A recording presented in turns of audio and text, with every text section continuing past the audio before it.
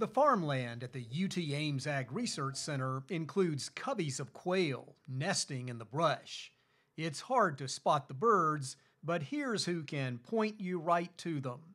Note how these dogs halt in a rigid pose, eyes and nose straight ahead, sniffing the air and directing you right to the hidden quail. He has to evaluate very quickly whether it's body scent or whether it's foot scent, and once he gets that worked out in his mind, then he'll point, and when he points, he just freezes in spot, and he looks like a statue. No hunting here, just observing these canines in action. The National Championship Field Trial for Pointing Bird Dogs at Ames. 2024 marks the 125th year for the competition, and this UT AgResearch Center has hosted the event more than a century. These beautiful dogs have a sharp sense of smell and they're incredibly fit. Each runs the equivalent of a marathon, covering some 3,000 acres in this competition.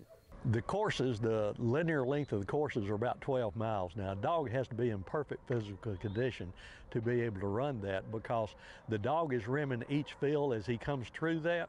And so the dog is actually running somewhere between 23 and 25 miles in that 3-hour time period. Hey, bud. Hey. Bud is really good at locating birds. His handler says this past champion can handle the physical challenge of this competition easily, displaying all the characteristics of a good bird dog. Good nose and, good smart, listens good. But the main thing is they gotta like it. They gotta love what they do. And essentially what you're doing is picking the sire of next year's litters. You are looking for an athlete that is not only very good at finding birds and covering terrain, but listening to his handler as well. Some 30 bird dogs from around the country were part of this 3-day event, and all were impressive.